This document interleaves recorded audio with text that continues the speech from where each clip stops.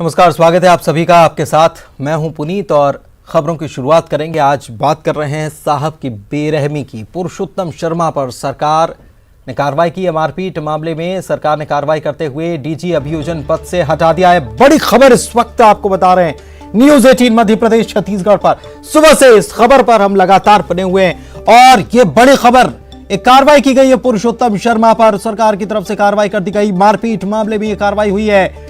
Video सामने आया था, वीडियो आगे आपको दिखाएंगे। डीजी अभियोजन पर आरोप लगा था पत्नी के साथ मारपीट का और इसके वीडियो वायरल हुए थे, सोशल मीडिया में वायरल हुए। वीडियो के बाद ये बात भी सामने आई कि सरकार तक ये पूरा मामला पहुंच चुका है।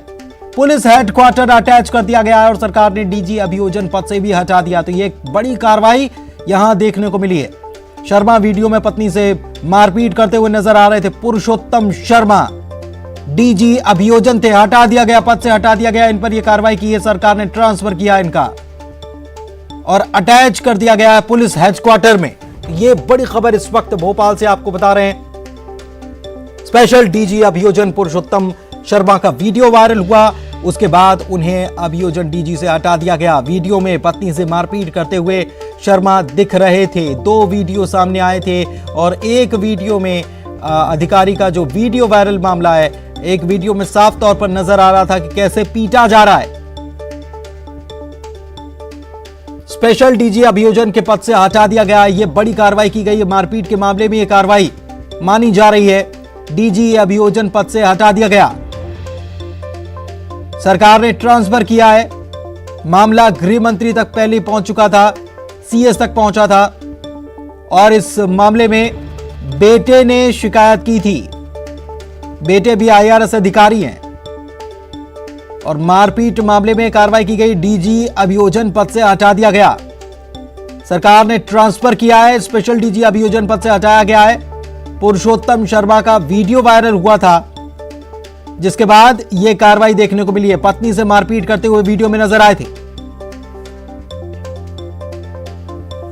तो यह बड़ी खबर इस वक्त भोपाल से निकलकर सामने आ रही है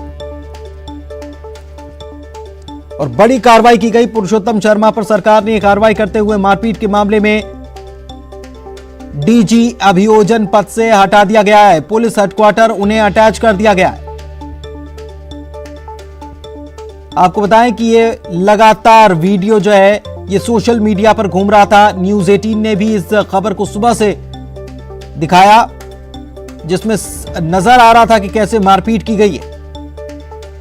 तो एक तरफ देखिए ये कार्रवाई और ये पत्र जिसमें जो कार्रवाई की गई है, डीजी अभियोजन पद से हटाकर पुलिस हेडक्वार्टर अटैच कर दिया गया, उसका ये पत्र। और दूसरी तरफ वो वीडियो, वायरल वीडियो, पत्नी से मारपीट करने का वायरल वीडियो जो आप देख पा रहे हैं। पटक पटक कर मारा गया पत्नी को।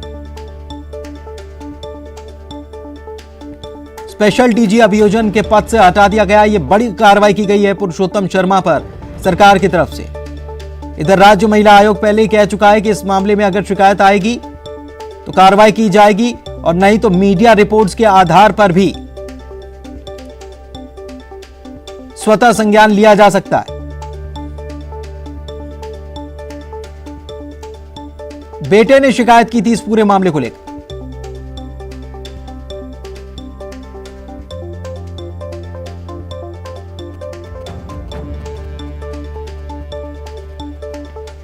बड़ी खबर भोपाल से इस वक्त आपको बता रहे हैं। पुरुषोत्तम शर्मा पर सरकार ने कार्रवाई कर दी है। मारपीट मामले में सरकार ने कार्रवाई करते हुए डीजी अभियोजन पद से हटा दिया है और हटाते हुए पुलिस हेडक्वार्टर अटैच कर दिया है।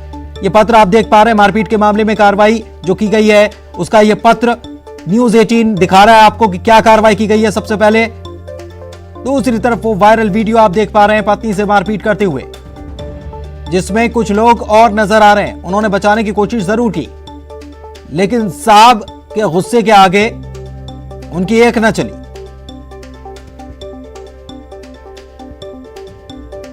मारपीट करते हुए, पटकते हुए नजर आए।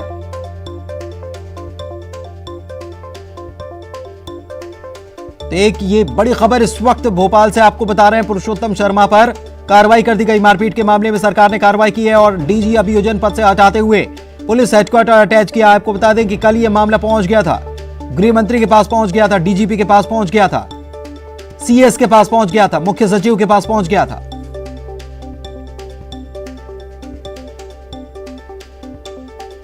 और इस मामले के सामने आने के बाद वीडियो भी पहुंचा था। मामले सामने आने के बाद अब यह कार्रवाई देखने को मिली है सरकार की तरफ से पुरुषोत्तम शर्मा पर। उनको डीजी अभियोजन पद से हटाकर पुलिस हेडक्वार्टर भेज दिया गया, अटैच कर दिया गया वहां पर।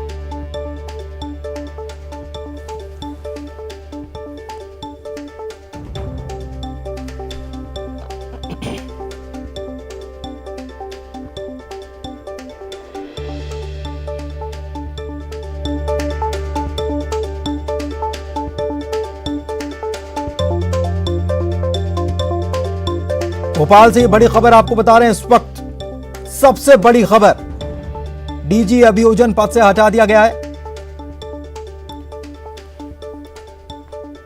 प्रवीण दुबे हमारे सीनियर एडिटर इस वक्त हमारे साथ जुड़े हुए हैं फोन लाइन पर, उनसे बात करते हैं। प्रवीण जी, ये वीडियो सामने आया था, सुबह से हम इस वीडियो को दिखा रहे हैं और न्यूज़ 18 से बात भी की पुरुषोत्तम शर्मा ने, और अब ये जब कल शिकायत हो चुकी थी और मामला वीडियो जो है ये गृह मंत्री तक भी पहुंच चुका था, अब ये कार्रवाई देखने को मिल रही है। बिल्कुल ठीक बात है पुनीत। उनके कैरेक्टर को लेकर भले ठीक है कि कोई उसे उनके कैरेक्टर को एस्टेब्लिश करता हुआ कोई ऐसा वीडियो नहीं आया जो आरोप उनकी पत्नी लगा रही, लेकिन पीटने वाला वीडियो बेशक आया। तो जिस व्यक्ति के पास एक कितनी महत्वपूर्ण जिम्मेदारी है, जो संचालक लोक अभियोजन संचालनालय में डीजी प्रोसिक्यूशन के पद पर है, यानी लोगों को प्रोसिक्यूट कराने की जिम्मेदारी पूरी मध्य प्रदेश के पीड़ित लोगों की जिसके पास हो, वो अगर ऐसे कृत्य करता पाया जाए तो जाहिर सी बात है सरकार ने बहुत आपत्तिजनक तरीके से लिया।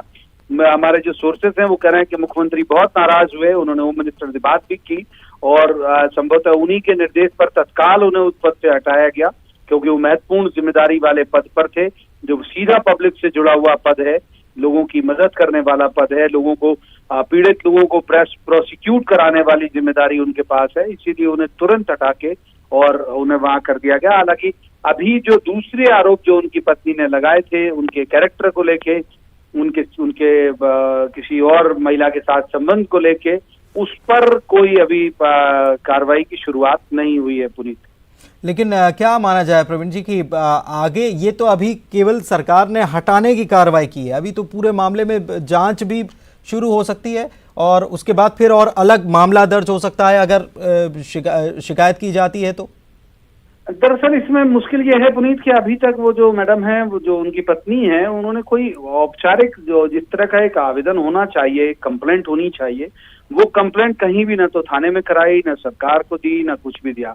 अभी तक जो सोर्सेस हैं वो ये कह रहे हैं। बेटे के मेल की जो बात कही जा रही है वो बहुत गोलमोल भाषा में लिखा हुआ है। वो उस मेल में हस्तक्षेप जैसी कुछ बात शायद कही गई है कि कुछ जो हमारे सोर्सेस हैं वो बता रहे हैं कि उसमें कहा गया कि आप लोग इंटरफियर करिए। तो ये कोई इंटरफियर करिए जैसा मामला नहीं है। यदि मान लीजिए उनकी माँ को पीट रहा है या फिर वो पत्नी अगर बोले कि उनका पति मुझे पीटता है, तो उसकी एक बाकायदा एक एप्लीकेशन देनी होगी उन्हें पुलिस के पास। वो नहीं होने के कारण सरकार थोड़ा अभी पसोपेश में है कि इसे कैसे इसको इस मामले का संज्ञान लिया जाए। लेकिन वीडियो है और वीडियो के बाद उनकी स्वीकारोक्ति भी है, जो हमारे न्यूज़ 18 के सहयोगी मनोज ने उनसे बात की तो स्वीकारोक्ति है कि हाँ ये मेरा निजी मामला है। तो इससे नाराज हुई सरकार के। अगर वो खंडन करते रहते कि वीडियो मेरा नहीं है तो हो सकता है कि अभी तक उन्हें पद से भी नहीं हटाया गया होता।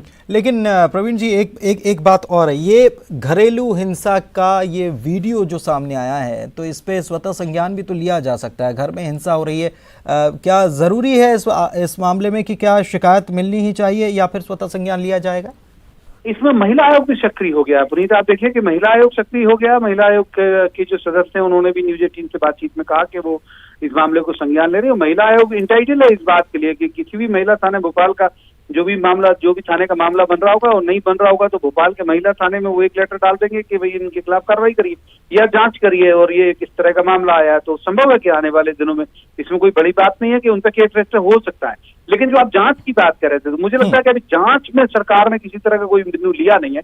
सिर्फ ये लिया कि उनको इत्मीनान हो गया गवर्नमेंट को कि हाँ ये व्यक्ति स्वीकार कर रहा है कि ये मेरा ही वीडियो है और मेरा घरेलू मामला है, और थोड़े बदतमीज से वो कह रहा है कि भाई पत्नी चाहे तो तलाक ले ले। तो इससे फिर सरकार को लगा कि नहीं ये इमेज खराब करने वाला मामला है और जिस पद पर वो बैठे हुए हैं उस पद के लिए ये मुश्किल हो जाएगा अगर वो वहां बने रहे। तो इसीलिए तत्काल प्रभाव से जो PS होम है उन्होंने तुरंत हटवाया होगा। ठीक है, ठीक है, शुक्रिया प्रवीण जी बातचीत के लिए, जानकारी के लिए। और मनोज हमारे सहयोगी हमारे साथ जुड़े हुए हैं इस वक्त भोपाल से लाइव। मनोज, ये मारपीट के मामले में कार्रवाई देखने को मिल रही है, दूसरी तरफ महिला आयोग की तरफ से भी कहा गया है कि अगर शिकायत, पहले तो इंतजार किया जाएगा कि शिकायत आए, शिकायत नहीं आती है तो मीडिया रिपोर्ट्स के आधार पर स्वतः संज्ञान भी लिया जा सकता है। क्या अभी तक पीड़ित पक्ष जो है इस मामले में सामने आया है? जी बिल्कुल, अभी तक पीड़ित पक्ष जो है वो अभी तक सामने नहीं आया। न्यूज़ 18 ने उनसे बातचीत करने की भी कोशिश की थी, लेकिन उन्होंने मीडिया से बातचीत करने से इनकार कर दिया। लेकिन अभी जो सूत्रों के हवाले से पुनीत जो बड़ी खबर हमें मिली है उसके अनुसार महिला आयोग खुद जो डीजी हैं, स्पेशल डीजी हैं जो कि अभियोजन के थे, उनको हटा दिया गया है, पुरुषोत्तम शर्मा।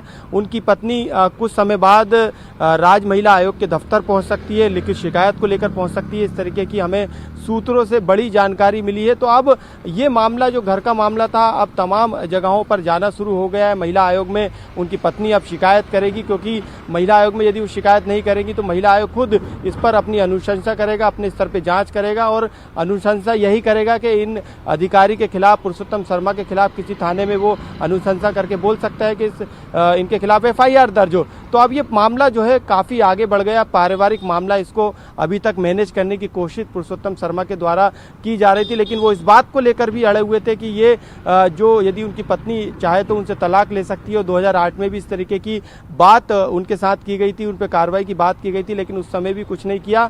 इस घर में दोनों जो है पुरुषोत्तम शर्मा और उनकी पत्नी प्रिया शर्मा दोनों ही अकेले इस घर में रहते हैं। उनके अलग अलग पार्टीशन है। उनका एक बेटा है जो कि माँ के पक्ष में रहता है और जो उनकी बेटी है वो पिता के पक्ष में रहती है। तो इनके परिवार में ये जो विवाद का मामला था ये काफ़ी पुराना है। लेकिन यदि हम बात करें, जब हनी ट्रैप का मामला सामने आया था उस दौरान भी विवादों में रहे थे पुरुषोत्तम शर्मा। हालांकि इन्होंने जो तत्कालीन DGP थे BK सिंह, उनके खिलाफ जब इन्होंने बयान दिया था उसके बाद इनको वहां से भी हटाकर लोक अभियोजन भेज दिया गया था। अब से फिर से इन पर सरकार ने कार्रवाई की और इनको हटाने का काम गृह विभाग ने किया। अब इनको गृह विभाग में आमद देना पड़ेगी, गृह विभाग जाना पड़ेगा, क्योंकि इनको अभी तक हटाने के बाद कोई पोस्टिंग के आदेश अभी तक इस आदेश में नहीं है।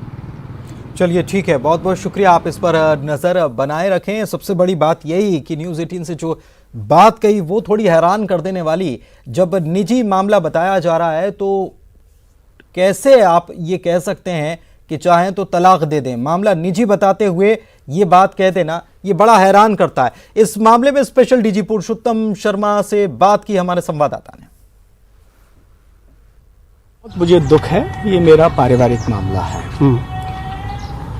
और मेरी शादी को 32 साल हो गए हैं आज।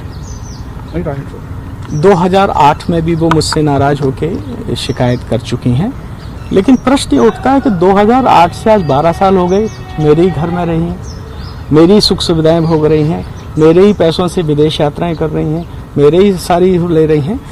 यदि मेरा स्वभाव इस तरह का मारपीट का होता, यदि मेरा स्वभाव मारपीट का होता तो डेफिनेटली बहुत पहले शिकायत आ जाती। लेकिन जो वीडियो है उसमें आप मारपीट कर रहे हैं, उस वीडियो के बारे में क्या कहेंगे?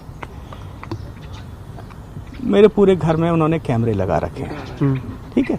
जहाँ तक मारपीट का उनका संबंध है, एक सेल्फ डिफेंस भी होता है, लेकिन मैं पूरी स्वतंत्रता देता हूँ उनको और उन बेटे को कि यदि वो समझते मैं खराब हूँ, मेरे ऊपर कार्रवाई होना। सेल्फ डिफेंस में आपने मारपीट की है क्या? देखो, मैंने फिर कहा, आपके कहने पे मैं सिर्फ बोल रहा हूँ, क्योंकि पारिवारिक मामला है, क्राइम नहीं है कोई, ये क्राइम नहीं है, एक पारिवारिक मामला है। चलिए, वीडियो में दिख रहे हैं आप पीटते हुए। झूमा झटकी होती है, पीटना नहीं होता है। झूमा झटकी कई बार हो जाती है, लेकिन पीटना नहीं होता है। मैं कोई क्रिमिनल नहीं हूँ और मैं कोई वायलेंट व्यक्ति नहीं हूँ। मैंने सीनियर IPS अधिकारी और काफी बड़े पदों पे आप रहे हैं, सुनिए, ऐसे में इस वीडियो का आना क्या मैसेज जाएगा? दुर्भाग्य ना, मैंने कहा मेरे परिवार का ये मामला है, दुर्भाग्य मेरा, और मैं इसको सहन कर रहा हूँ। सर, पहले 2008 में आप बता रहे हैं, तो बस यही तो है, प्रश्न पूछिए ना। और ये सब थोड़ा सा मेरे बेटे और पत्नी से पूछिए कि कितनी नाराजगी है अपने पिता। The special DG Purushottam Sharma की पत्नी ने बातचीत से इनकार कर दिया। अलकापुरी बंगले पर उनकी पत्नी मौजूद हैं, किसी से मिलना नहीं चाहती हैं। उन्होंने मना कर दिया है मुलाकात से। इसके पहले इधर पुरुषोत्तम शर्मा, जिनको अब स्पेशल डीजी पद से तो हटा दिया गया है, जिन पर कुछ ही देर पहले कार्रवाई हुई है, उनका एक तरफ ये कहना है कि अगर वो नहीं चाहती मेरे साथ रहना तो तलाक वो दे सकती हैं, ये उन्होंने कहा है। इधर उनकी पत्नी जो है अलकापुरी के बंगले में मौजूद हैं, किसी से मुलाकात वे नहीं करना चाहती हैं। कोशिश की गई थी उनसे, लेकिन इस बीच खबर एक और ये भी आ रही है कि महिला आयोग, राज्य महिला आयोग के दफ्तर वो पहुंच सकती है। और डीजी के वीडियो पर पीसी शर्मा की तरफ से, पूर्व मंत्री पीसी शर्मा की तरफ से बयान आया है कि मामले की जांच की जानी चाहिए और पत्नी से भी इस पूरे मामले में पूछताछ होनी चाहिए। और दूसरा ये है कि अगर ऐसा कुछ हुआ है तो मेरी पत्नी से पूछा जाए उनकी क्या कंप्लेंट है। और हम लोगों में जो जिस तरह का वो चल रहा है संबंध, उस हिसाब से वो तलाक के लिए लें मुझसे, ये बात मैंने उनकी सुनी है। क्योंकि जिस तरह के वीडियो वायरल हो रहे हैं, पुरुषोत्तम शर्मा जी के जो नॉर्मल व्यवहार है उसमें इस तरह की चीज़ लगती नहीं। इधर भोपाल के स्पेशल डीजी अभियोजन रहे पुरुषोत्तम शर्मा के द्वारा पत्नी को पीटने, बेरहमी से पीटने के वायरल वीडियो को मध्य प्रदेश राज्य महिला आयोग ने गंभीरता से लिया। आयोग की सदस्य संगीता शर्मा ने मीडिया से बातचीत में कहा कि ये घरेलू हिंसा का मामला है और अगर पीड़ित महिला शिकायत करती हैं तो जरूर आयोग कार्रवाई करेगा, और अगर महिला की तरफ से शिकायत नहीं मिलेगी तो भी मीडिया में आई खबरों के आधार पर महिला आयोग स्वतः संज्ञान लेकर मामले में कार्रवाई करेगा। पुलिस अधिकारी द्वारा यदि अपनी पत्नी की मार पिटाई की गई है तो ये घरेलू हिंसा का मामला है, और इस तरह के घरेलू हिंसा के मामले मध्य प्रदेश राज्य महिला आयोग बिल्कुल बर्दाश्त नहीं करेगा।